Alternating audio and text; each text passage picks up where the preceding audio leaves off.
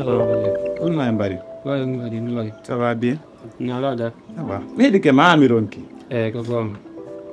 Bari ara wadde tirete affaire ko yino daran ko.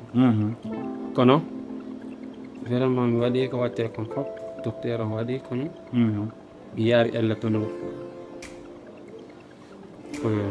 le résultat ɗo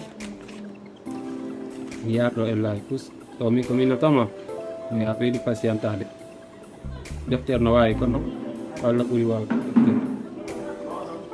eyi Mbari.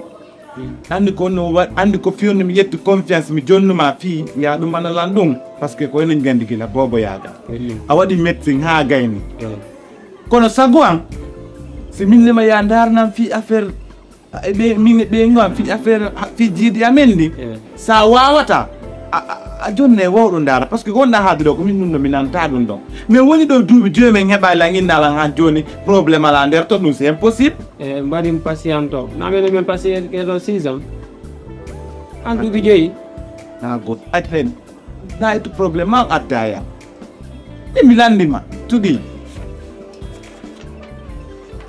ella hay fos ala tum ya ɓeydu patientade comme waɗi ni komin ko an tu waɗi analyse ɗin ka ɓaya ɗuma nekke min docteur de o chef de mo dano kankadi ɓe fof maɓɓe daari ɓe yaade ella hay fos ken ɓay min ko ɗum ɗo addunora résultat on ɗo jennima jemimo mi yeehi o kure jam o fuso anda o fus anda steno mo andano goɗɗum wodeno ko wonnima harnar gonɗo innanmi kanko probléme ala nder ɗon patient waɗmi waɗu ni fuso anda wona kono min miɗo andi komi waɗa kono an kadi waɗu doy an yiɗa hawji moƴƴano waɗu doy anda ko Allah okkata ɓiɗɗo an waɗu doy an yiɗa heppi yiɗa duppi waɗu doy heɓorta ko ni ha ko ɓiɗɗo falɗa Allah okka en na ɗum woni tigi Allah okka en Allah okka en duuɓi jelu Allah walla akko en Allah okka en haaju joɗade duuɓi 10 si jibina woɓɓe no yaade ha yeeso ton woɓɓe yaay ha taƴo si Allah okka ɗum andi an en famodirta an on en joni an wonu duuɓi 10 wonu tanke duuɓi 10 hewtare ta heɓude wonɗon haalay haronka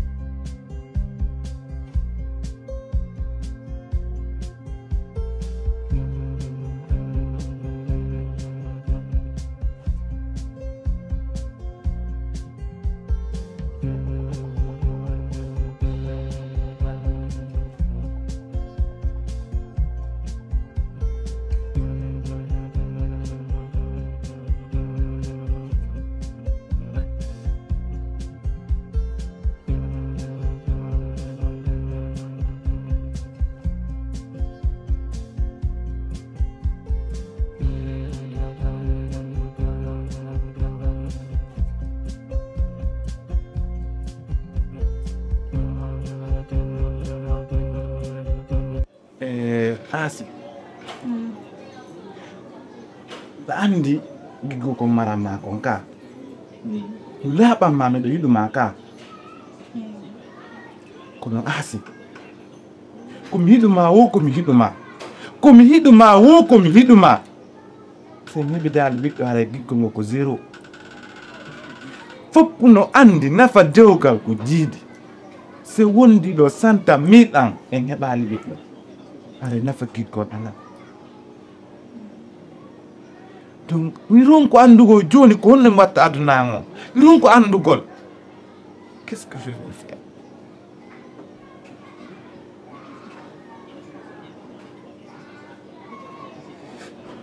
non joni faal kumana hande kotiraɓe amen fof comme wonera ɓiɓɓe tato ha nayo hande mo yiɗa onoma ɓiɓɓe tato nayo hay mingiraɓe am ɓen ɓen foppo joni c'est à dire mo ɓeno mari ɓeygure mum sinami joni e goreɓe amen ko yinnu gollan hay mi timma gorko so ɓe innilan ɗum ɗum e wasiyare ko tewa on hettuɗa tellement ɗum ko sumata ɗum ko mettatalan ɗum konnumi bonni han yo yiɗa waɗi woku mum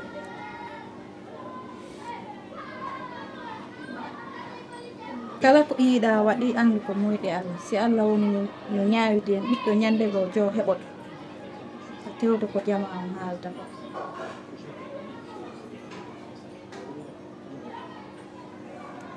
tami tewto ko jamma on haalta ko joni ko honno mi watta combien de millions e ñaame laptanede ronko lekki ɓale laabi jelu e ronko min joni mi faala jombugol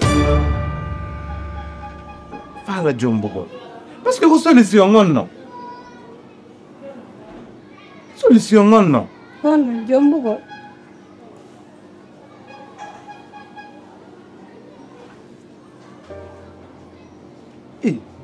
daw ugginoɗo ma ɗum annoɗa ha ugginoɗo ko ɓeymi jomba par ce que ko solution gonno ala heɓude ɓemi jomma ça fait 5 ans ala heɓude konno watten ɓayna joɗɗo to dardire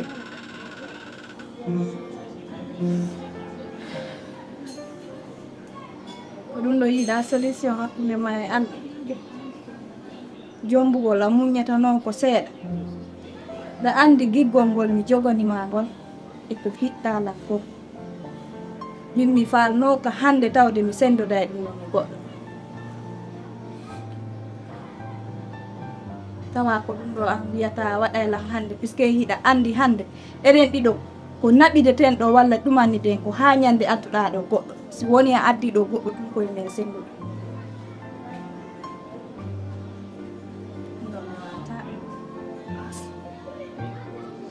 fama miɗo yiɗuma ko laaɓi pos kono ko miɗuma aussi ɓiɗɗo ala ko wonno ɗum ɗon mi wawata jaɓɓude ɗum ɗon mi wawata jaɓɓude ɗum ɗon ɗo wala nakilam fes ta waɗan ɗum ɗon as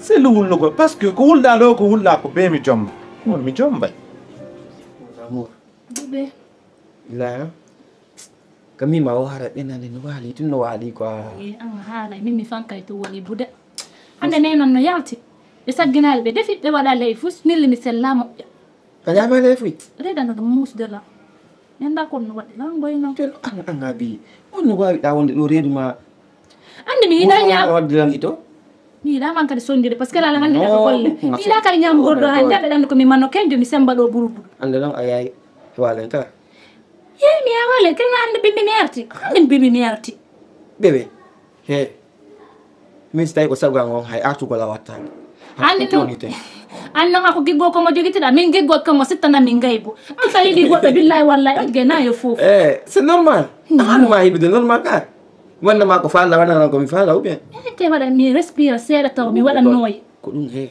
hara noon hara keleyagal no wonta ɗum dewgal mi jombete noon an kada andi premier amour ne mort jamais c'est ça ayi ka ko ɗum waɗi noon simi giggol ngol nawoye kono ngol mayata aha no ñande ñine ma pour la première fois e mi ñande no mbiyiɗa nula yimɓe ɓe noddananka jaka yiɗandi ka tappete yay fittala noddugol la oui allo on jarama bappa fayɓe nawa to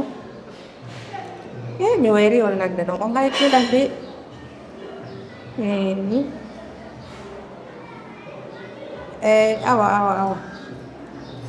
awa koye woni fi faalaɓe juwon ɓe ayi ɗon andi gila o ñande o heeɓa ba makko waali maani wono mi wolo yiyaali goto walla lani o ko min neyi mo rewi teɗɗum fokku mum ha hande hewti mi yiyaali goto daraniɗo lan fiyo ha joni ɓaye jandi tiyo kitinoɗe hande joni ande andete mo mari goto kono noon ɓaymin komi debbo ala komi wawi feƴƴude e ɓaawmo ko ɗum ɗo waɗi ɓiɓɓe ko henna ko nene e baaw ala probléme si allah ɗen siiɓe ari en oktayɓe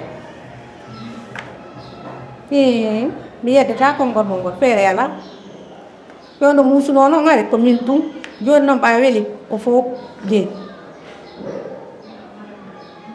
ha ni wolay ɗum de supay kala ma hokkude hobbo min andalamda nene min femɗo mi wonɗo wadde formation mannequinat nene ila wadde concours de mannequinat taw koye dewgal naɗo tollam e o nene komi woni miss sénégal wona ɗawara ɗoy tan mi wona mannequin nene sansanela so a ƴettotalangoye mi yewtama miss mannequinat ha hondutuma duuɓi jelɗo wadde formation mi yiya résultat hunde kala aɗa sikka affaire formation a immoto tum hannde janngo bimbi gagneɗa couple nene to bonnana mannequin yagal lamgal mi innuma bappa ma haali te mi susta tegude hen dande faami ɓe inni ɓe okkite te si ɓe okkitirima on gorko ɗo ɗandi ɓenaɗa kama ka gorko powlugge ɗandi ɓenaɗa kama komo wala ka nene lan andi ɗum ɗo fof mais min momi wondi on noon momi wondi on nene kela selay on nene ona fiya affaire selo onon ɗo nene onon ko honno yonata on no addande on hay ɓawa nene lan andi o sili alaga la voyage yawo l'estalière ka mannequinat am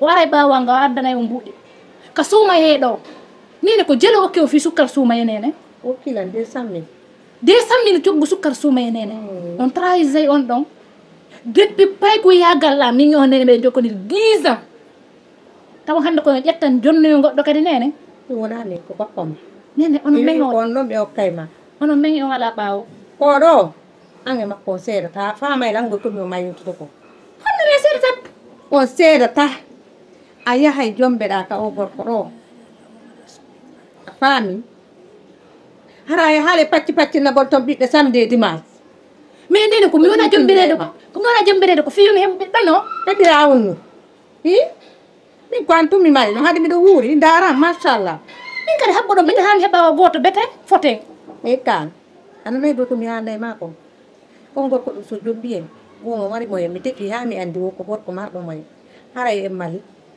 a faami a yaada e konngolal ngol komi yinuma ko jaɓa ok nene ko haa ɗon no mbiwama haalande mbiɗa yaltude mi yaha ka ɗuma ka tour amen ɗo a faami mbindi to moƴƴa ɗo e kikkide bappa ma mi yewti ha pari ɓe nodde tego yewto ngonon kadi neno falama la bonnande o mannequinat falama la bonnande mannequinat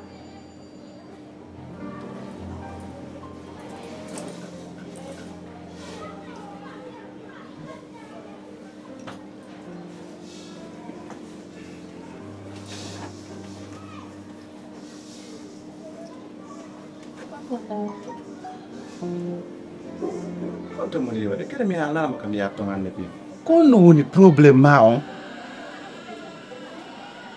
Ɓe ala probléme komi haalama komi landima to ɗum komi landema ko wona ko satti ɓaya jaɓina ɗum ɗum ko woni ɗum landiɗalam ko woni ɗum fallami e jaabama mi landima so woni a jombayre kono noon mi landima ko ɗum woni landal ma ngal so tawi himi jombay ko ɗum woni probléme ma on ko laabi jelu mi haalama mi jombay woni laabi jelu ka fala ñande mi ƴettu micro mi hima mi jombay ɗandi kono mi haalantama asi min to moƴƴa ko wonɗa waɗugol kon min to moƴƴa ko wonɗa wadde kon andita goɗɗo wuuri seeɗa o ma yeppoma an ko wonɗen ɗo kon duuɓi jelɗe wonɗo an tum min tum na ɓikkunna ɓingi an ɗum no weluma mais anday ɓiɗɗo ko Allah okkata wona an wona min ɓiɗɗo ko Allah okkata joni koye jooɗon ni to Allah dandi jonde wo so nde haɓɓi et puis normalement so tawiɗa moƴƴuno an so tawiɗa moƴƴuno so min ni mi jombaɗa dowano weltade finga dowano weltade par ce que a anda o seeɗa ɗo so heeɓi ɗo ɓiɓɓe a anda ɓe ɓiɓɓe so ko an nafata so kanko nafata so ko on bo nafata anda dowano weltade kono gila min mi jombay ɗum no wonanma muusuɗi e ko ɗum woni ɗum ɗon wonanalam muusu ƴee ko an woni haalde min komi landima ko no waɗi sem komi landima so woni a jombay so woni kadi a innilan a jombay ɗum ala goto probléme ɗin mi sattitta ɗum par ce que ko yiiɗa waɗi wo ko anda awa mi jombay ko haɗi noon joni on jiwomo jombata ɗe so woni a jombay jombiramo fiigi kon arama na fiigi so woni ɗon hande on ari o jibinani ko honno waɗata on mboɗon kadi ara jibinade on jiwo ɗon ange makko ɗon haalde so wari o heɓata ɗa sukkude ɓay haraya heɓani arɗo o heɓata Apa ni joni ko mi woni problème o? Wala ko ɗo faala haalde joni. Ayno si on kadi ari heɓata ko hatta o heɓa. Ani ko no affaire ani ko no zanne ma.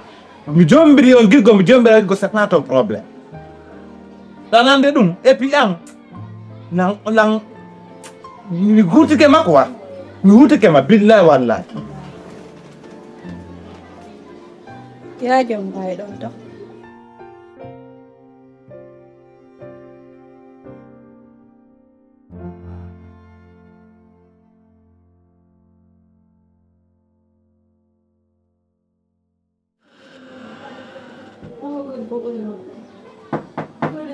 Oi.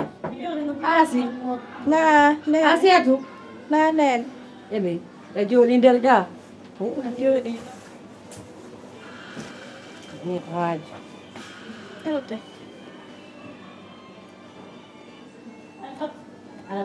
Ene. Oi. Alat. Tantu, kono noddirama. Mbiɗa hawjiɗay na are. Hono jang ko ɗum waɗi? Men. Ɗam mari hande. Yanda ko lemi woni yanda ko jawgal jo. Ko tawi ko ɓeyni noon taw mi haalno. Noon kadi duwirama. Wodi yan hande o innilan ɗo. Oy ko faala jomum. Simi nani modi ma innima no faala jombude. Ɗum o innilan nene. C'est bon. Aninilan no. No moƴƴi hen? Ko ɗuyno toon no moƴƴi nene. Modi ma inni no faala jombude. Ɗum hino moƴƴi hen? Ɓeydagol ngol no moƴƴi. Ko ɗum faala hene? O min ko fimi ɓaali ɓiɗɗo. Kanko o yeggiti ɓiɗɗo. Ko Allah okkata nene. Ɗon andi hande so addi ɗo debbo. Kala ko waɗanilan o waɗanayon ɗon. Kala ko woni koye moye sendu. To ɗon andilan yiɗi mum wata wonde e ɓaawo makko nene. Ok. Mi sala konko wolɗa ɗo. Koɗɗa andi kono wonata? Heɓuɗa ɓiɗɗo. A heɓa ɓiɗɗo gorko Jombay. A faami? Hay sina a heɓuno ɓiɗɗo halla marno ɓiɓɓe jowonnoɓe dogde ka nder suudu ɗo. Ñande o miiji jombugol wo Jombay. Anon mi andinte hunde wotere gorko Jombay. A faami? Ko an noon kadi waɗata si gorko jombi ko an waɗata gorko jogitama walla gorko dampama. Fii ko gorko jombata ta waɗi ɗum e hoorema. Anani ko mi haalanma ko? Ɗum non mappinilan de. Ene accita mi haalde ɓay o wi o Jombay ko wi o yaltinte ka ko wi ko ya woni nder ga. Kono nene miɗon andi hande jiwɓen ɓe siñirtake. Sifa An ko wawɗa wiide koye a jooɗoto muñoɗa anda arowo tawa ma on ko honno woɓɓe ara tawa koye ɓe huɓɓe yiite. Min si tawi ko jam e salam min mi salaki ɗum ɗon nene kono hande hiɗon andi jiwɓe. Gorko heɓuɗa ɓiɗɗo a heɓa ñande o faala wo Jombay. Mais nene o jombira o fii mo yiɗi oti. Ko fii ɓiɗɗo o min mi heɓali ɓiɗɗo ko fii ɓiɗɗo woni jombirde ono. Joni noon nene si on ɗon non ari jiidike ɗo ɗon andi ara min mi yehi yara e valeur am o yani nene. A yanata nene am. Ay si on wari ɗo o jiidike andi ko ɗum waɗata. Siɗa mari hakkille siɗa faala hendade gorko ko ɓiɓɓe gorko yiɗata. Si a jaɓi wonu muñoɗa ɓay o innaɗo yaltinte jooɗo ɗo fawoɗa e Allah muñoɗa. Si o jombi goɗɗo go on ari jiidike ƴettu ɓiɓɓe ɓen jogitoraɓe wasi ko ɓiɓɓe ma. Nene kono ɗon andi gorko no yiɗi ɓiɓɓe. Te min hiɗon andi koto Hafsa on ɗon tumi mi yiɗi ka aduna. Hande si woni noon kala ko woni koye mi senniɗo on ɗon e goɗɗo nene. Nene ɗum ɗo am si min ni mapinalan ara mi feni de nene. Ta ɗum mapina. Noddiram non kadi fi on ar jinganomo koyo wallitolam. Mi jinganamo ko gonga mi haalanma. Aduna ma ko neɓuɗa aduna ɗo gorko kala ƴettuɗoma wi wondema o ƴettata o ɗaylima. Jiidiɗa jiidaki o ƴetta. Jiidiɗa jiidaki o Jombay. Selu sa jaɓi selu wona muñoɗa si o jombi rewɓe nayo watti rewɓe tato watti e ma woni on nayo koko daganimo. A faami? Ko an noon wawata an andi no wawata jogorde mo. Sa jaɓi nana ko mi waji ma ko sa jaɓali ƴetta hakkille ma fof fawa e fiire ko ɓe modima addata debbo. agar day tongem nene ha pare ko fi ko haruna den ko fi ɗum addina aɗa pattiliyo debakiraɓe amme fof ko gasaɓe noddiyo ko ɗum no waɗi joni minni min tigui wonɗo jombude o yomi ar fewjode ala problème ko yimi hande kami waɗi ɓiɗɗo on ala beɗa problème kono o diwo komi woni nene makko komi woni baba makko komi woni nene goto ila baaba makko wawi ma yakkitini komi woni fof mi ala goto won ɗon donc ɗo waɗoya toon harayno hawri naarode ala ben probléme kono noon o waɗayɓe mbaɗi ko an seeɗa koko ɗo ɓaydani fuu ɗo hande ɓe suɓɓe tan fof fayi mbiɗo duwa wadde valise tati 3 valise